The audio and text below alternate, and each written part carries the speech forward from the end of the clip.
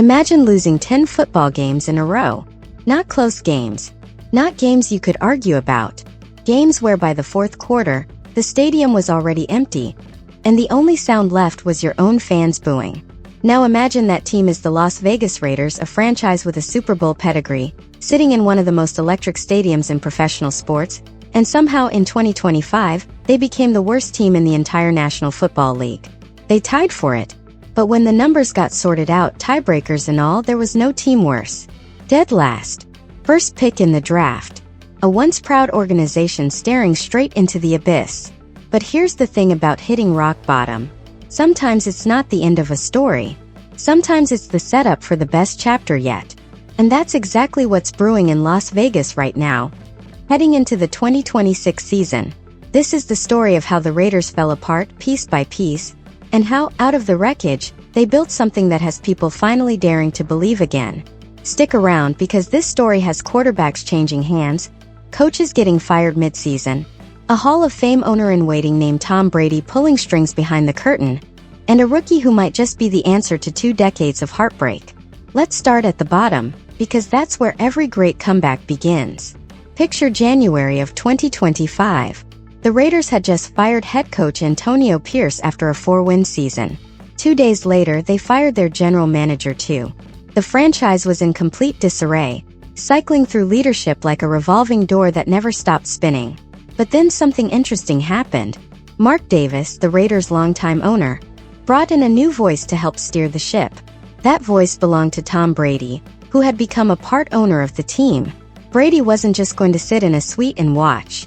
He wanted a say in who ran this franchise next. So the Raiders went to work.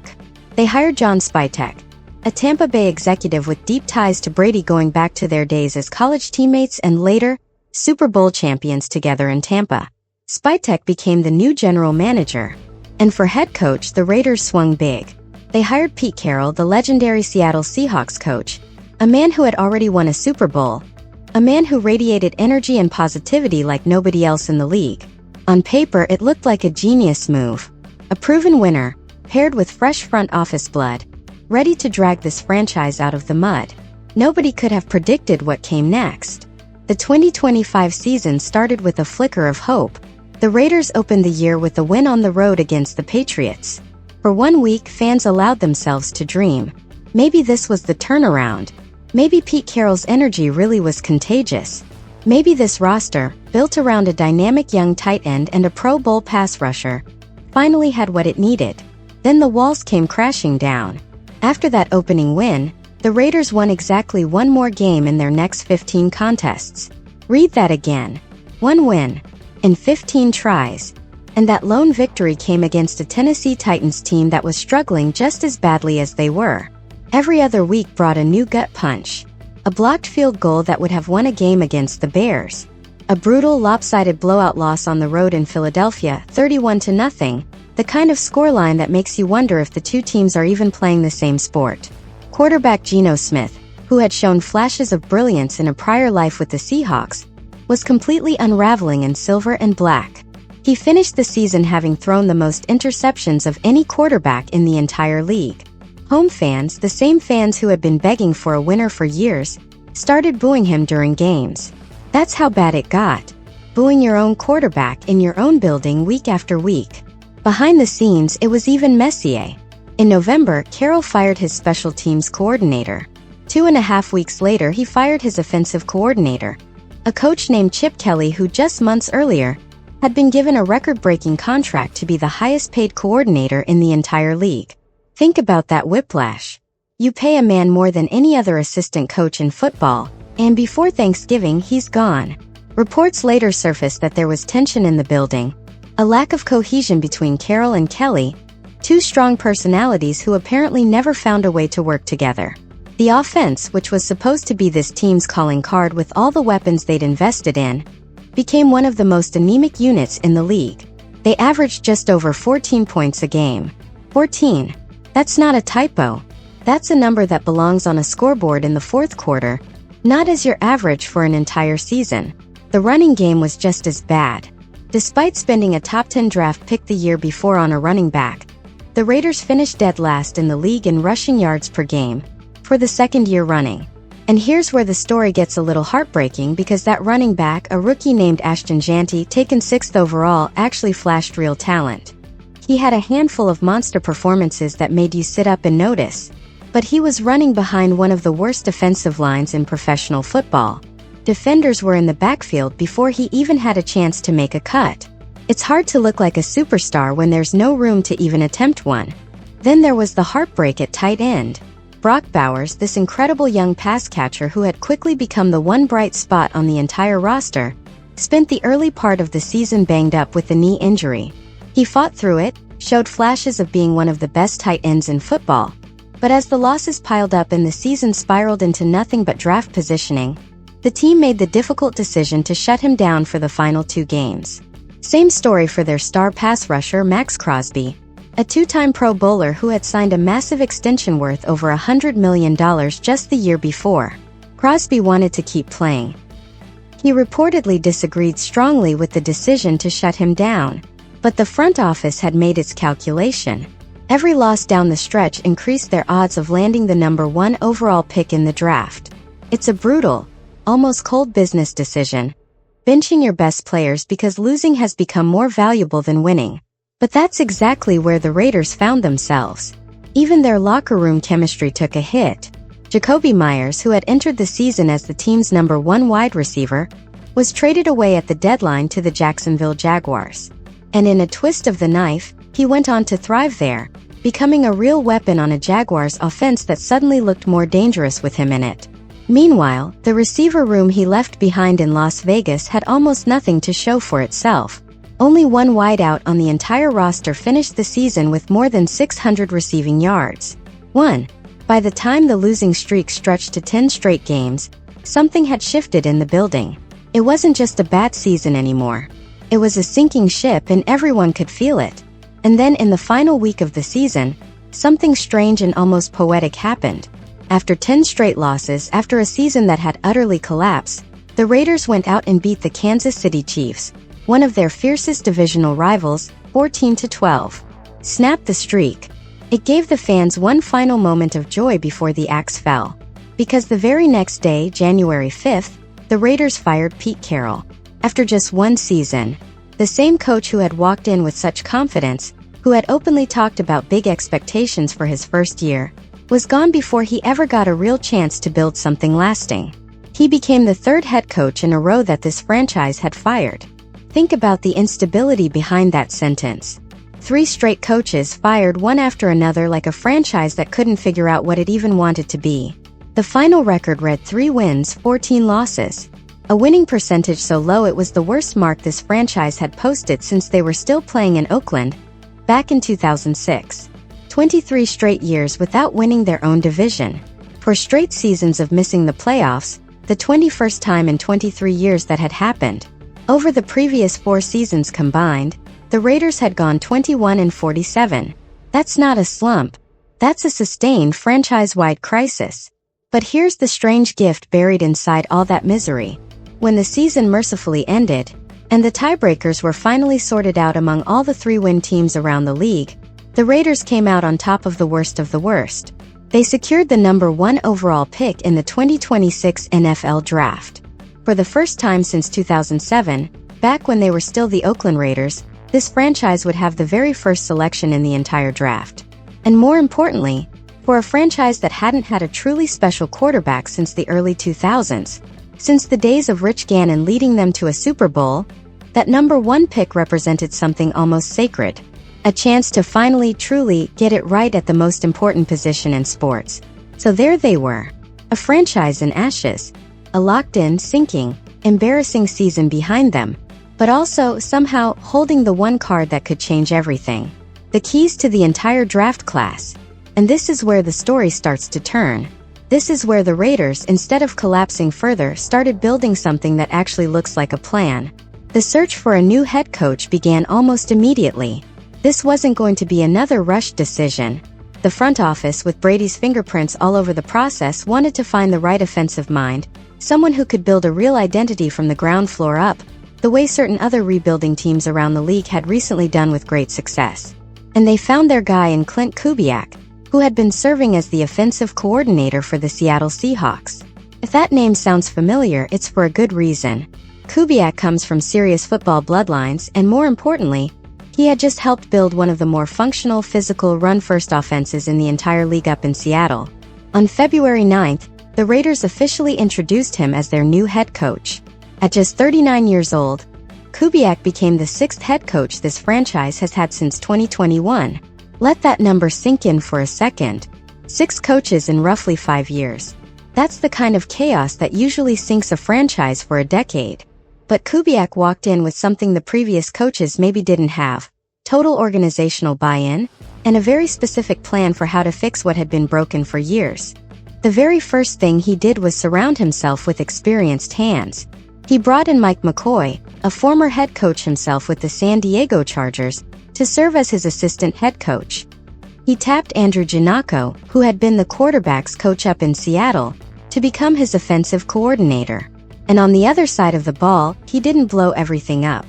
He promoted from within, elevating Rob Leonard, who had been the defensive line and run game coordinator, up to the role of defensive coordinator.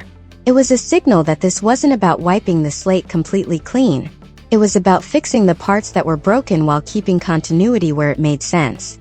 And speaking of things that needed fixing, let's talk about the offensive line, because if you want to understand why the Raiders' offense was such a disaster in 2025, you don't even need to look much further than what was happening up front. This group allowed more sacks than any offensive line in the entire league. They couldn't open a single running lane for their talented rookie running back. It was, by nearly every measurable standard, one of the worst units in professional football.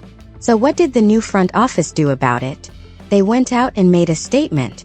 Their very first move in free agency was signing center Tyler Linderbaum away from the Baltimore Ravens, handing him a contract that reset the entire market for centers around the league, a 3-year deal worth $81 million, with $60 million of it fully guaranteed. That's not a modest, cautious signing. That's a franchise screaming from the front office all the way down that the offensive line was priority number 1. They didn't stop there. They added offensive linemen Spencer Burford and Trezon as well, layering in depth and competition at multiple spots up front. For a team that had watched its franchise quarterback situation and its prized rookie running back both get swallowed alive behind a leaky line, this was as close to an obvious fix as you could ask for. Now let's get to the quarterback situation, because this is really the heart of the whole story. Everything the Raiders did this offseason ultimately points back to one central question: who is going to throw the football for this franchise, not just in 2026 but for the next decade? The draft class heading into 2026 had a clear headline name at the position: Fernando Mendoza, the Heisman Trophy-winning quarterback out of Indiana. In his final college season, he threw 36 touchdown passes against only 6 interceptions across 14 games, numbers that make scouts and executives sit up in their chairs. He wasn't just productive. He was efficient, precise, the kind of decision-maker that franchises dream about building around. When the Raiders officially clinched that number 1 overall pick, the football world basically assumed what was coming next. And on April 24th, it became official. With the very first selection in the 2026 NFL Draft, the Las Vegas Raiders selected Fernando Mendoza. Picture that moment for a second. A franchise that had gone over 2 decades without a true franchise quarterback, whose fans had watched player after player cycle through that position without ever finding stability, suddenly holding a Heisman winner with elite accuracy and almost no turnover history. It's the kind of pick that can change the trajectory of a franchise for the next decade if it hits. And everything about the timing lined up beautifully. An offensive-minded head coach in Kubiak, hired specifically because of his ability to develop quarterbacks and design an offense around their strengths, now paired with a rookie who represents the single biggest investment this team has made at the position in a generation. But here's the smart part, the part that shows this front office actually learned something from years of dysfunction. They didn't just draft a rookie quarterback and throw him straight into the fire with no support system. In free agency, they signed veteran quarterback Kirk Cousins to a 1-year, fully guaranteed deal worth $20 million. Cousins, a well-traveled veteran with plenty of starting experience around the league, gives this team insurance, stability, and a mentor figure in the quarterback room while Mendoza acclimates to life in the NFL. It's a structure that says, we believe in our rookie, but we're not going to be reckless about it. If Mendoza needs time, he'll have it. If he's ready sooner, the door is open. Either way, the position isn't going to be the same chaotic mess it's been for years. And by all early accounts, from organized team activities all the way through mandatory minicamp, Mendoza has been the center of attention at every single practice. Coaches and reporters alike have found themselves unable to look away whenever it's his turn to run through drills. He's had strong moments and moments where he's been openly critical of his own performance, pushing himself hard, which, if you know anything about what makes a quarterback special, is usually a very good sign. The kind of quarterback who is his own toughest critic is usually the kind of quarterback who ends up getting the most out of his talent. The Raiders' new offensive staff has talked at length about the little details they're drilling into him. Anticipation, footwork, understanding exactly where the ball needs to go before the defense even shows its hand. It's meticulous, detailed coaching, the kind that was clearly missing during the chaos of the previous coaching staff. Now let's talk about the weapons, because a quarterback is only as good as what's around him. And the good news for Mendoza is that he's not walking into an empty cupboard. Brock Bowers is still there, fully healthy after that knee issue that cut his 2025 season short, and by every account, he remains the clear top target in the passing game. Even in a lost season playing through injury, Bowers still led the team in receiving yards, catching passes at an incredibly high rate whenever he was targeted. He's the kind of matchup nightmare that opposing defenses have to build entire game plans around. Ashton Jeanty is back too, now entering year 2 with an actual functional offensive line in front of him for the first time in his young career. If a talented young back can look explosive running behind one of the worst lines in football, just imagine what he might do behind a retooled group anchored by a record-setting center. The Raiders did add more help at receiver, signing Jalen Nailor to a 3-year deal worth just over $35 million. It's a solid, useful addition, though some analysts have pointed out it's probably not enough on its own to fully address a receiving core that was thin all of last season. Still, when you pair Nailor and returning receiver Trey Tucker, who was the lone bright spot at the position a year ago, alongside Bowers and Jeanty, you start to see the outline of an offense that at least has multiple answers, instead of relying on one single player to do everything. On defense, the story is a little different but no less important. Maxx Crosby remains the anchor, the heart and soul of that side of the ball. A player who was voted by his own teammates to receive the team's commitment award for the 5th year running, even in the middle of an awful season. That tells you everything about the kind of competitor and leader he is in that locker room. Even with all the losing happening around him, his teammates still looked at him and saw someone worth honoring. The Raiders also added pass rusher Kwity Paye in free agency, a 3-year deal worth $48 million, with $32 million guaranteed. Some analysts have called it a slight overpay, but the logic behind it is simple. For years, the Raiders have failed to surround Crosby with enough talent to actually get consistent pressure on opposing quarterbacks. Last season, despite Crosby playing every single defensive snap down the stretch, this defensive unit finished near the very bottom of the league in pressure rate. Adding Paye is at least an attempt to give their best defender some actual help, instead of asking one man to be an entire pass rush by himself. Cornerback Eric Stokes re-signed to stay in the fold. Linebacker depth was addressed as well. And with Rob Leonard now running the defense's coordinator, a coach who already knows this roster intimately from his time as the run game coordinator the year before, there's at least a sense of continuity and understanding on that side of the ball, even while so much else around the building has changed. Let's take a step back for a moment and really appreciate just how much turned over in this organization in a matter of months. A new head coach, a new offensive coordinator, a new defensive coordinator, a record-setting free agent signing on the offensive line, a franchise quarterback drafted first overall, a veteran quarterback brought in to stabilize the room, multiple new pieces on both the offensive and defensive lines. It's not an exaggeration to call this one of the most transformative offseasons any team in the league has gone through this year. One writer covering the team described it as maybe the most hectic offseason of any organization in the entire NFL this year. A new head coach hired, a franchise quarterback drafted, a trade that reportedly fell apart at the last minute due to a failed physical, and more money spent in free agency than almost any other team in the league.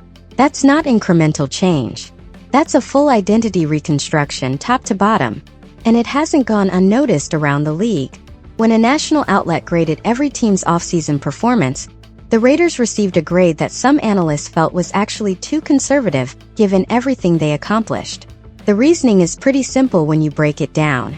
If you study the teams that have had the most sustained success in modern football, there's almost always a common thread: an offensive-minded head coach paired with a legitimate franchise quarterback. It's the formula that has powered dynasties and turned rebuilding teams into contenders within a year or two. And for the first time in a very long time, the Raiders can credibly say they have both of those boxes checked. A head coach whose entire background is offensive development, paired with a rookie quarterback the franchise just spent the #1 overall pick on. Their first big investment in free agency wasn't a flashy skill position player either. It was protecting the two most important people in that quarterback room, keeping Cousins upright as a mentor, and building a wall in front of Mendoza so he actually has a chance to develop the way the previous era's quarterbacks never really got.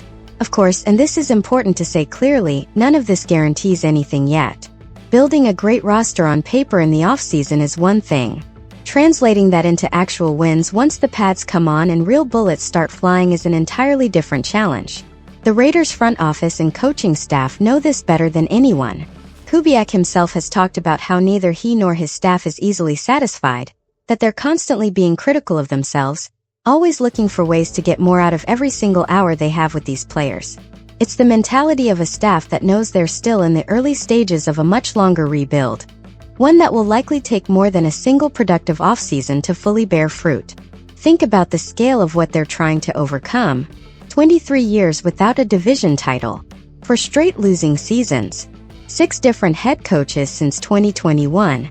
This isn't a franchise that can just flip a switch and become a powerhouse overnight, no matter how good this offseason looked on paper.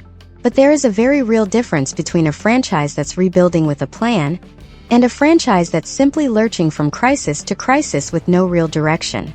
For years, the Raiders looked like the latter. Right now, for the first time in a while, they actually look like the former. Consider the position the Raiders were in just 18 months ago, versus where they stand today. Back then, they had a rookie head coach with no NFL head coaching experience, an aging veteran quarterback on the wrong side of 30, an offensive line that couldn't protect anybody, and a fan base that had lost almost all patience with ownership's decision-making. Today, they have a widely respected offensive mind running the show, a rookie quarterback with a nearly spotless college track record backed up by a steady veteran presence in the room, a rebuilt offensive line anchored by one of the best centers in football, added pass rush help for their homegrown superstar, and one of the most gifted young tight ends in the entire league still only entering his 3rd season. That's not a coincidence. That's the result of a very deliberate offseason, executed by a front office that seemed to have learned real lessons from years of getting it wrong. There's also something to be said about the culture piece of all this, something that doesn't always show up on a stat sheet but matters enormously in professional football. When a locker room goes through the kind of chaos the Raiders endured in 2025, firing coordinators mid-season, benching star players down the stretch, watching a former #1 receiver get traded away and thrive somewhere else, it can leave scars. Trust erodes. Players start looking out for themselves instead of buying into a collective plan, because why would they trust a plan that's changed 3 times in 4 years? Rebuilding that trust takes more than just adding good players.